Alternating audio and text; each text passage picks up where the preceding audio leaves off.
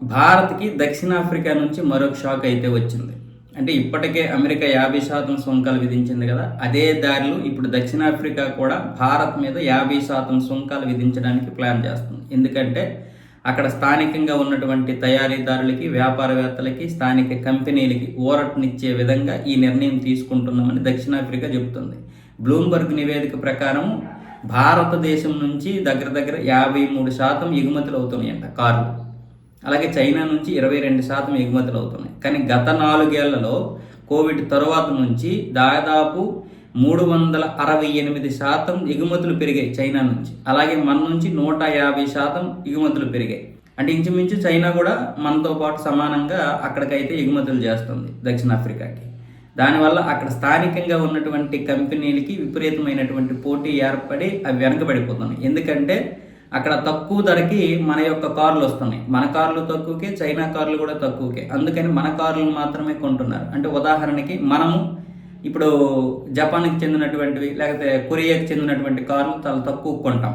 ఇప్పుడు మారుతి, సుజుకి లాంటి కంపెనీలు ఇప్పుడు మన దేశంలో ఎక్కడ చూసినా సరే రోడ్ల మీద అవే కనిపిస్తాయి సగానికి సగం. ఆ తర్వాత మన దేశీయ కంపెనీలు అయినటువంటి మహీంద్ర, టాటా ఈ మధ్యన కనిపిస్తున్నాయి. కానీ ఒకప్పుడు ఎక్కడ చూసినా సరే కనిపించేవి ఏంటంటే మారుతి, సుజుకి ఇవే కనిపించేవి. సో ఇప్పుడేమొచ్చేసి కొంచెం మన దేశీయ మార్కెట్ కొంచెం పర్వాలేదు, ఊపందుకుంది. ఇటు మన స్థానిక కంపెనీలు కూడా బాగానే అందుబాటులోకి తీసుకొచ్చాయి ప్రజలకి కార్లు ఇలాంటివి. కానీ దక్షిణాఫ్రికాలో మాత్రం స్థానికంగా తయారవుతున్నటువంటివి చాలా ఎక్కువ ధరలకు దొరుకుతున్నాయి. దానివల్ల మన కార్ల మీద, చైనా కార్ల మీదే ఎక్కువగా మోజుపడ్డారు. అందుకని వాళ్ళ యొక్క జీడిపి కూడా పెరగడం లేదంట. పైగా వాళ్ళకి చాలా నష్టం వస్తుంది. స్థానికుల నుంచి విపరీతమైనటువంటి ఒత్తిడి వస్తుంది ప్రభుత్వం మీద. అందుకే ఈ నిర్ణయం తీసుకున్నాం. అది కూడా వరల్డ్ ట్రేడ్ ఆర్గనైజేషన్కి అనుగుణంగానే మేము ఈ చర్యలు తీసుకుంటున్నామని దక్షిణాఫ్రికా చెబుతుంది. ఇందులో ఇంకొక ఉద్దేశం ఏమీ లేదు. కేవలం మా స్థానిక కంపెనీలకి అలాగే స్థానిక తయారీదారులకి ఊతమివ్వాలనే ఉద్దేశమే తప్ప దీన్ని ఇంకొక విధంగా అంటే జియో పాలిటిక్స్లో చూడకండి అని ఇప్పుడు భారత్ని రిక్వెస్ట్ చేస్తుంది, భారత్ నుండి చైనా. మరి ఇంక భారత్ దీని మీద ఎటువంటి స్పందన చేయలేదు ఇంకా.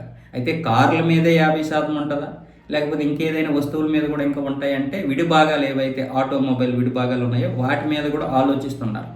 ప్రస్తుతానికైతే ఈ 2 విషయాల్లో ఆలోచిస్తుంది దక్షిణాఫ్రికా. ఒకవేళ అదే కనుక జరిగితే కొంతవరకు మళ్ళీ మనకి కార్లకు డిమాండ్ తగ్గే అవకాశాలు ఉంటాయి. అప్పుడు మన కార్లు అక్కడ స్థానికంగా తయారవుతున్నటువంటి కార్ల ధరలు ఈక్వల్గా ఉంటాయి. అప్పుడు సొంత కార్లు కొనడానికి ప్రజలు ఆసక్తి చూపిస్తారేమో అన్నది ఇప్పుడు దక్షిణాఫ్రికా యొక్క ఆలోచన. ఒక విధంగా ఆ దేశం పరిస్థితి చూస్తే అది కరెక్టే, మనం దాన్ని తప్పు పట్టలేం.